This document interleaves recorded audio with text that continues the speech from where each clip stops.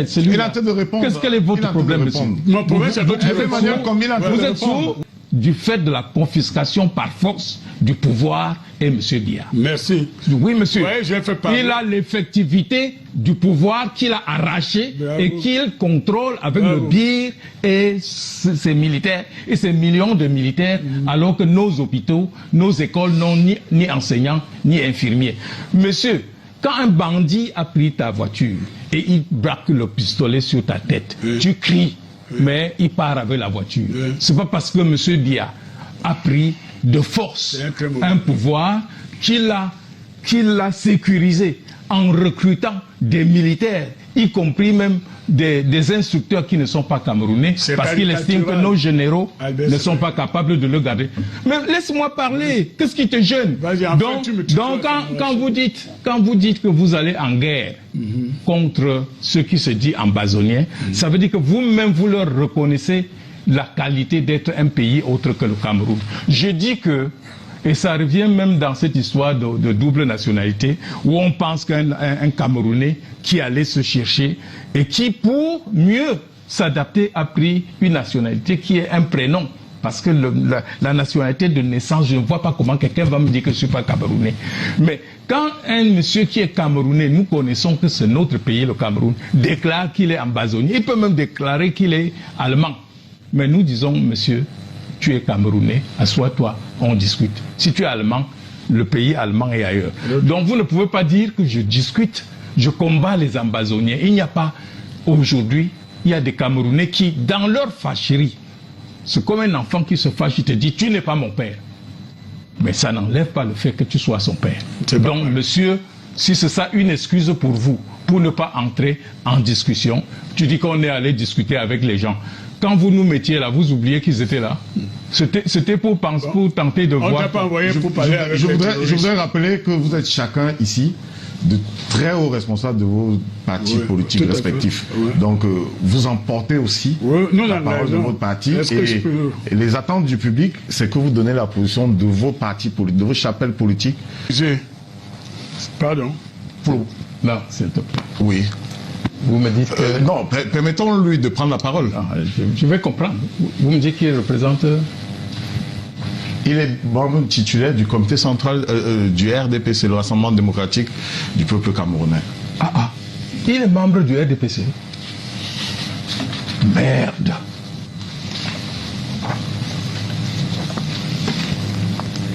Titre 2. Membre, admission, droits et obligations. Ça, c'est le statut. C'est quel texte? Le statut du RDPC.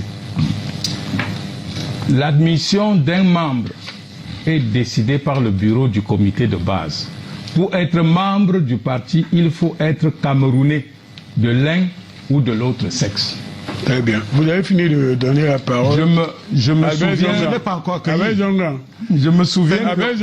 Je dois accueillir. Si tu veux faire le clown, je vais te laisser dans ton rôle, mais je voudrais te rassurer parce que j'ai accepté de venir dans cette émission pour qu'on lève une partie de l'ambiguïté. J'aime pas la vulgarité. Pour ton information, j'ai réglé mon problème. Je suis camerounais et j'ai ma carte. Je sais. Ok, tu le sais. Alors tu me laisses parler. Je sais. Tu as eu le temps de faire le clown. Laisse-moi parler. Non, c'est toi qui fais le clown. Je voudrais rappeler.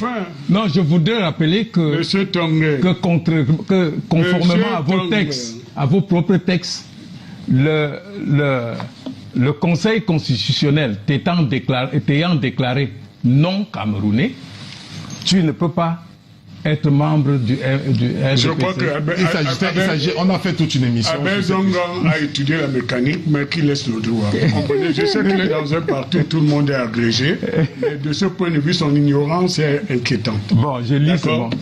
Ok, vous m'avez invité ici pour porter la contradiction à M. Zongan.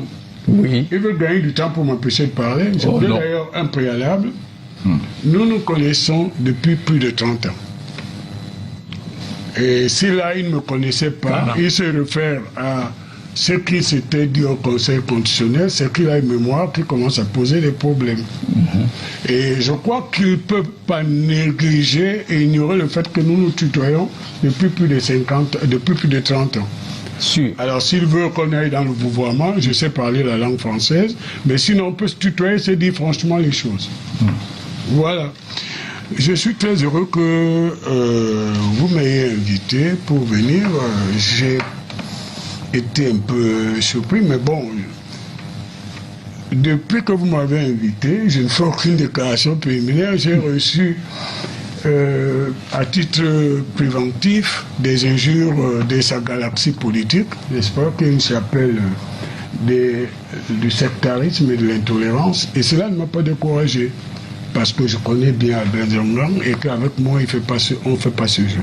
Et donc, je suis venu ici aujourd'hui pour respecter les Camerounais, les auditeurs de la Reine, qui est une émission très suivie, et faire en sorte qu'ensemble, on puisse faire évoluer la compréhension de ce qui peut nous diviser ou ce sur quoi on est d'accord. Et donc, moi, je ne vais pas entrer dans les bavardages inutiles, j'ai passé ce cap-là.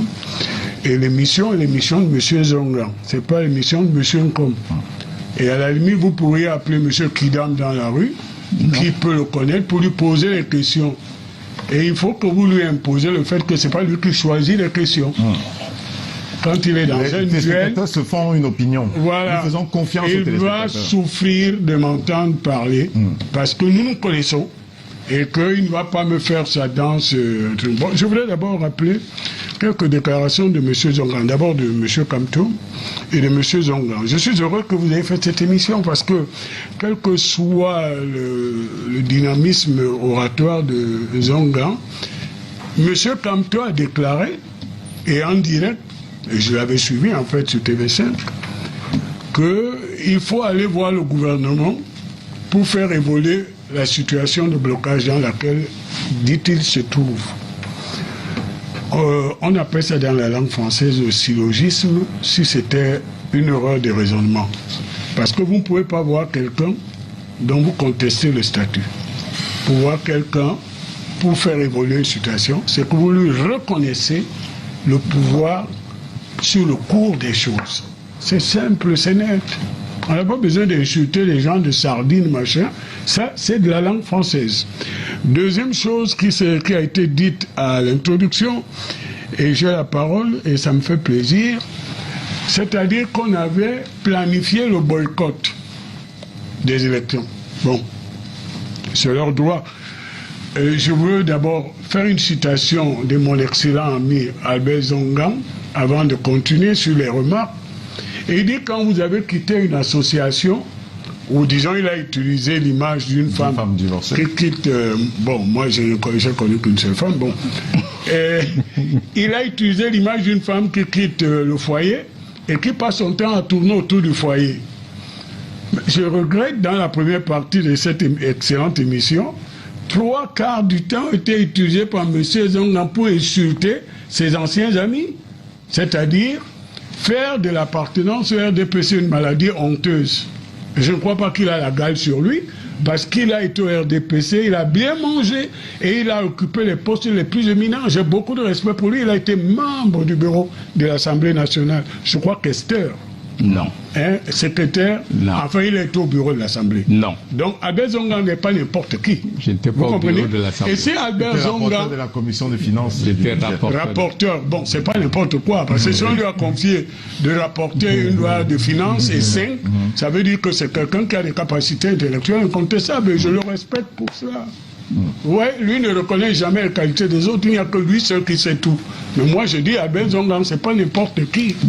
Alors, quand on quitte une association, qu'on passe du temps à parler de cette association, ça veut dire qu'on n'est pas encore parti de cette association, qu'on a des regrets, et parmi les regrets d'Albert, vous avez connu l'épisode de lettres avec le secrétaire général du RDPC où il voulait revenir occuper la place d'une défunte militante du RDPC. Bon, je le dis pour dire que vous pouvez tourner comme vous voulez. Le RDPC est au centre de la vie politique. C'est vrai que tout n'est pas parfait. Nous devons faire évoluer les choses. Et nous allons parler des derniers événements qui vous intéressent. Et nous allons assumer notre part. Mais globalement, c'est parce que le RDPC est structurant que Albert Zongan passe son temps, lui et ses amis, à parler du RDPC. Parlons de la sociologie des amis qui sont partis. Albert, il est écrit, un très grand savant roumain, un grand savant roumain a dit, parce que je suis quand même, et je l'assume, malgré les distances politiques qu'on a eues, j'étais l'ami de Penda Ikoka. Et je n'accepte pas que tu joues avec sa mémoire. Pourquoi? Il y a un grand... Si, je le dis, parce que tu veux instrumentaliser sa mémoire, tu fais une sélection mortifère entre lui et Paul-Éric Kinguet, qui, comme toi, vous étiez tous les trois anciens militants du RDPC, et vous ne pouvez pas le contester. Vous avez occupé d'éminentes responsabilités au RDPC, tous les trois. Vous êtes allés en transhumance dans d'autres horizons, parce qu'il y avait peut-être de l'herbe, où vous croyez que l'environnement du RDPC s'était asséché, et vous voyez que vous tournez en rondon pour parler de ça. Bon, un célèbre écrivain roumain a dit « Les vivants ferment les yeux des morts, mais les morts doivent ouvrir les yeux des vivants s'ils sont conscients. » Très bien. C'est-à-dire qu'on doit faire de ces expériences des choses qui respectent les uns les autres et qui nous fassent évoluer. Donc, je ne vais pas être plus long. Je voudrais dire que je suis venu ce soir pour que Albert et moi on élève le débat, parce que j'ai lu ici et là, je n'ai pas l'habitude d'aller dans les poubelles cybernétiques, comme quoi ça allait finir au couteau, au sang. Bon, je voulais dire aux gens qu'Albert est un très bon ami agréable, à part parfois ses libertés verbales et accompagné des injures. Il est quelqu'un qui a été longtemps un grand militant du RDPC, et j'étais encore en France à la diaspora. Il me rendait visite chaque fois qu'il arrivait et j'avais le plaisir d'être avec lui. Aujourd'hui, je veux savoir qu'est-ce qui nous a séparés, qu'est-ce qui est fondamental et sur quoi nous ne pouvons pas négocier. Et j'ai entendu des belles phrases de sa bouche, je ne sais pas s'il s'écoute parfois. Hein. Il dit le Cameroun est un et indivisible. Oui, monsieur. Et bien, quand il a dit pourquoi est-ce que nous ne serions pas ensemble pour maintenir cette vision qui, je crois, était partagée par l'immense majorité des Camerounais. Donc, à ceux qui pensaient que je viendrais ici pour planter le couteau et insulter Albert Zongan, vous avez tout perdu. Je suis venu interpeller un ami, et je suis venu interpeller un ancien camarade du parti, et je suis venu lui dire qu'on laisse les faits divers et qu'on dise qu'est-ce qu'on veut faire évoluer. Qu'est-ce qui est différent dans son engagement actuel avec la politique du RDPC que je défends ici? La première question, oui. Non, monsieur, comme... Tu m'appelles monsieur d'ailleurs. Non, ici là, quand vous venez en tant que membre du comité central du RDPC, c'est monsieur comme...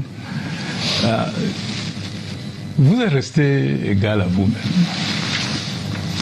capable de démontrer que le chat est un chien.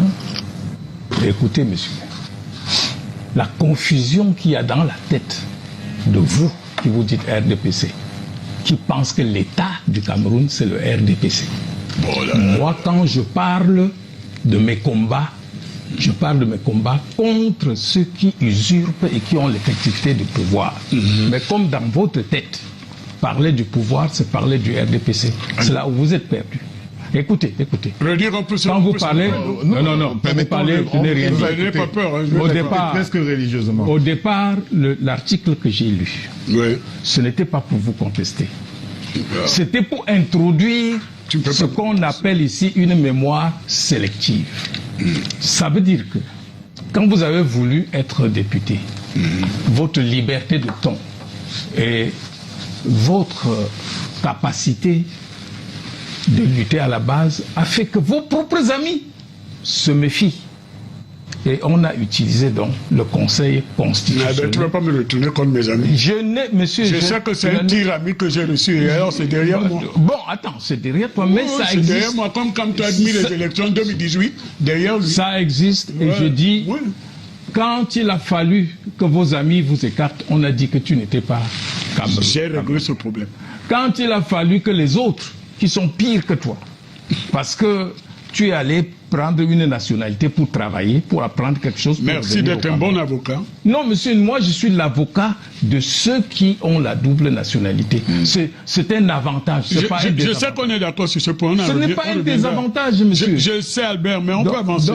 Non, j'avance en disant que quand les gens se sont servis de cela dans votre propre parti pour te dire que tu ne peux pas être candidat, j'admire ton courage d'être quand même resté et de tenter. Tu m'as appelé pour me témoigner ton amitié. J'étais très sensible parce que tu es un homme d'honneur. Je l'ai toujours fait. Mais pourquoi tu le fais pas en public? Quand j'avais besoin de toi, tu es venu vers moi.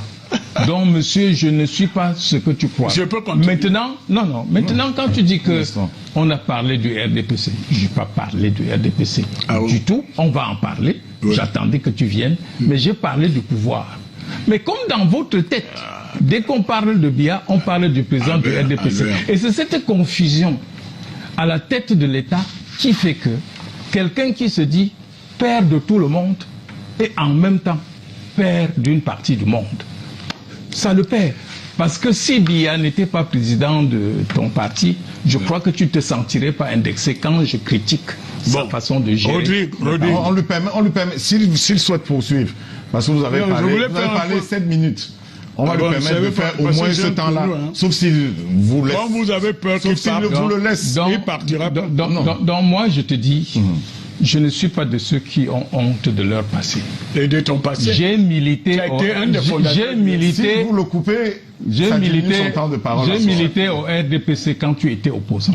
Je n'ai jamais été opposant. Tu vois là où tu te trompes sur ton propre ami. Mon ami. Vous allez répondre. Tu n'as jamais été opposant. J'ai commencé à l'UNC, qui, article 1, s'est transformé en RDPC. J'étais secrétaire de la section de France et tu venais chez moi. Comment peux-tu être d'une mauvaise foi? Tu concours pour avoir le prix Nobel. S'il vous plaît. Bon, quelqu'un... Il me connaît. Oui, mais vous allez répondre. Vous allez avoir l'occasion de répondre. Je suis fils du PCC et je n'ai jamais été à l'UPC. Je ne m'en cache pas. J'ai les gènes de l'UPC. Quelqu'un qui, à l'enterrement de son père, de son beau-père, a dit que le malheur Samuel Eboa, pour le nommer, c'est Paul Biya. Non, je n'ai jamais dit. Tu vois comment, dans ce S'il vous plaît, vous allez répondre, Emmanuel Kombo. On va vous donner la parole. Vous m'avez invité pour écouter des choses. S'il vous plaît, mon ami, quand vous allez répondre, nous serons calmes. Donc tu n'as jamais été opposant à Biya? Non. Oh, très bien. Bon, non, je vais donc te dire. Non, ça va. J'ai été autre chose que je vais t'apprendre ce soir. Parce que les Camerounais, j'en ai assez qui parlent de moi à ma place. Ouais. Comprends? Ouais. On m'a attribué une interview que j'ai jamais accordée dans ce pays. Il le sait. À la nouvelle expression. Qui ne s'appelait même pas la nouvelle expression. Qui changeait de nom. Quelle période de suspension changeait de nom. Non, expliquons bien. J'ai un âge où quand je parle, je fais autorité, écoute-moi. Qui changeait de nom tous les soirs pour des raisons qui leur regardent. À cause de la censure, disons les choses concrètement. Non, ça m'intéresse pas. En raison de la censure, ça nous avance. Ça m'intéresse pas. Je veux dire que ça vient d'Abel Zongan et quelque chose qui m'attriste. Pourquoi? On m'a attribué une interview que j'ai jamais déclarée, mais je dis, au nom de quoi? Il y en a qui ont été dans les complots, même contre la sécurité de l'État, et ils ont été au gouvernement. Si moi j'aurais déclaré en quoi c'est la peine de mort qu'on voulait de moi, j'ai fait passer. Non, je viens sur ce qu'Albert a dit. Et c'est là Qu'est-ce que tu as dit à l'enterrement de ton beau-père? C'est là que je n'accepte pas. C'est là que je n'accepte pas qu'on utilise les morts pour essayer de fermer les yeux à la vérité. Je suis l'unique gendre de Samuel Eboa. Il n'en a pas deux. Oui. Et j'étais légataire testamentaire pour parler à son deuil. Oui. Et j'ai dit que ceux qui ont voulu l'opposer à Paul Biya, comme si c'était une affaire personnelle, perdent le temps parce qu'ils ne partageaient tout simplement pas la manière de voir l'avenir du Cameroun. Je l'assume. Voilà ce que j'ai dit. Oh, mais ça ne m'a jamais amené, ni dans le parti de mon beau-père, qui est fondateur de l'UNDP, que j'avais dit, tu marches avec des gens, ça va devenir confessionnel. On dit, j'étais très bien mon beau-père. Ni dans le MDP. Mais j'adorais mon beau-père et j'assume d'être son gendre. C'est un grand monsieur, là où il se trouve. Maintenant, je reviens, parce que Albert veut nous amener loin inutilement. Albert Zongan a dit quelque chose de très important, que je partage avec lui depuis d'ailleurs, mais c'est sa manière de l'exprimer qui est quand même surprenante. Albert Zongan dit que l'ECAM est un organe, je résume, la manière dont il présente, c'est comme si l'ECAM était un organe de base du RDPC. Bien sûr. C'est inexact. Bien sûr. C'est inexact. Bon.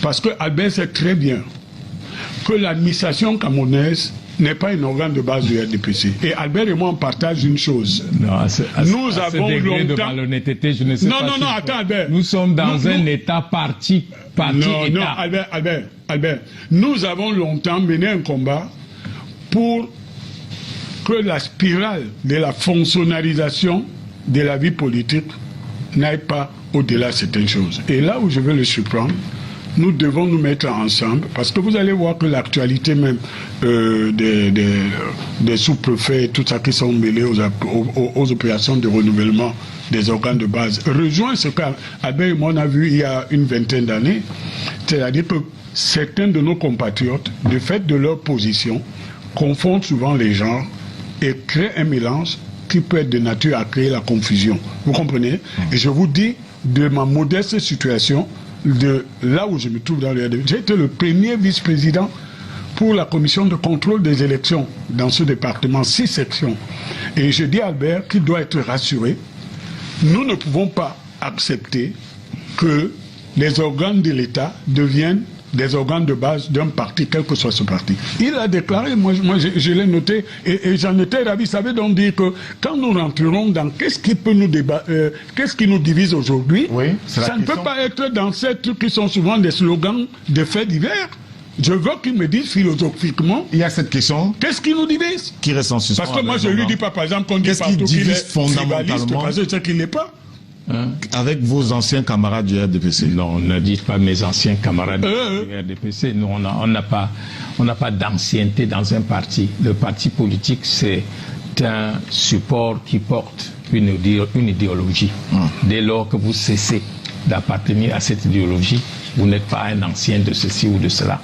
Moi, j'ai milité au RDPC parce que j'ai obéi, j'ai cru aux sirènes du changement, la moralisation, le livre de Paul Biya pour le libéralisme communautaire.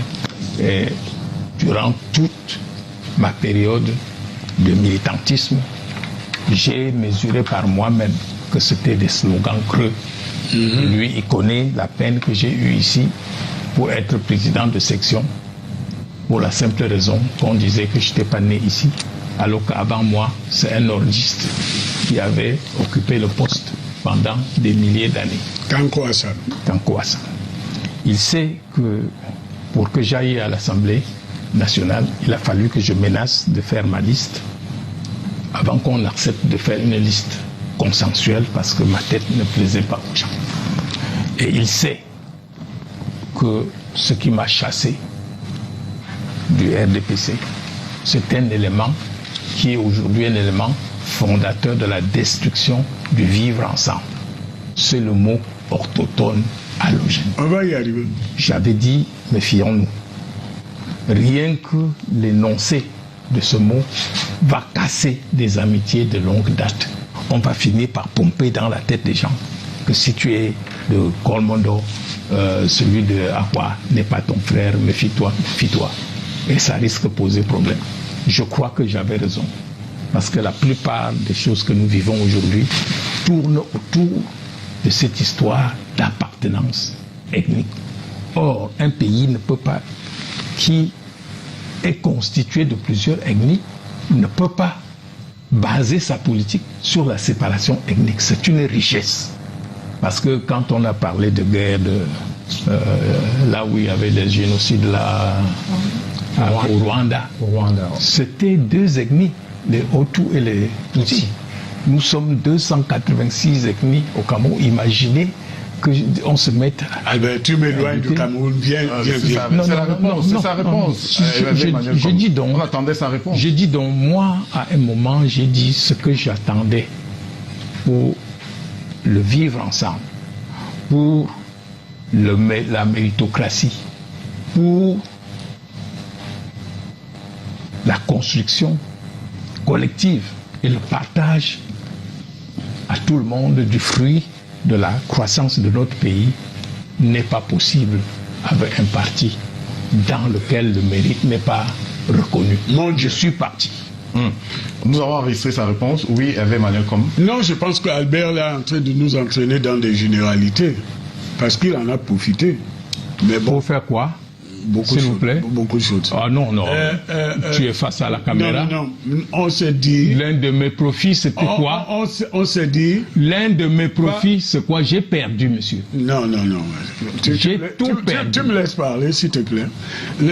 Mon engagement, c'est qu'on se donne aucun coin en dessous de la ceinture. Et je vais dire qu'Albert Zonga a raison.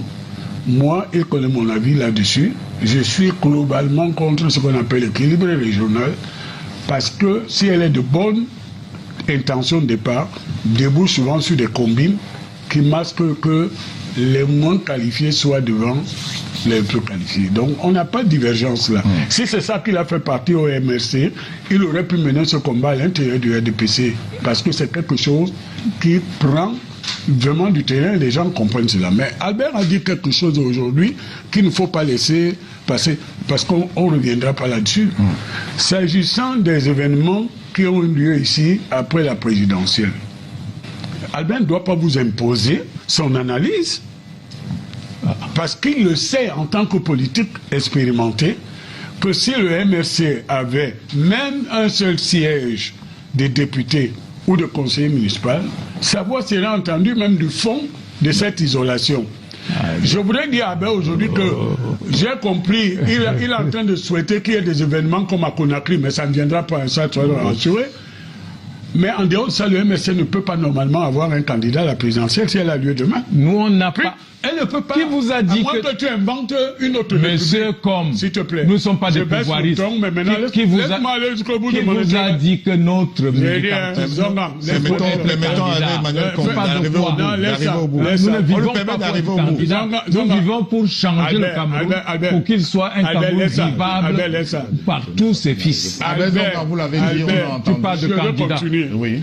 Albert Zonga nous révèle quelque chose aujourd'hui, parce que il vous fait le cinéma, dit qu'il n'est pas militaire, mais c'est un homme qui connaît les affaires de sécurité nationale.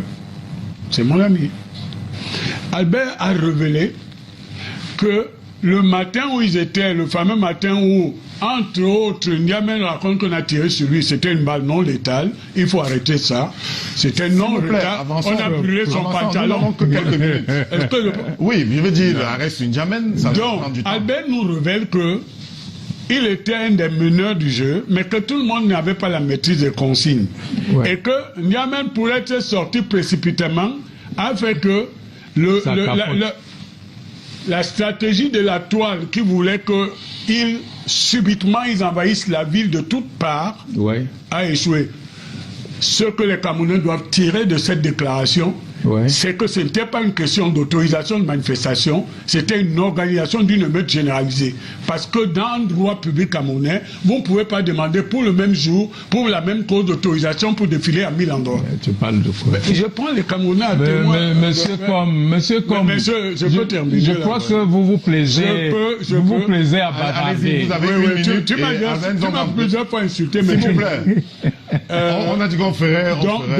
La preuve, l'affirmation vient d'Abel Zonga aujourd'hui. Ces événements-là étaient planifiés pour créer le chaos. Et ça n'a pas marché. Alors moi je dis à Abel aujourd'hui que quand on a fini de parler de tous ces problèmes, et nous sommes traités des noms, je voudrais que sur des problèmes qui interrogent les Camerounais et qui leur posent l'inquiétude même sur le sentiment d'appartenance, le sentiment de sécurité, qu'il apporte la réponse et que nous confrontons si nous avons une divergence ou si nous pouvons évoluer. C'est ça le dialogue permanent.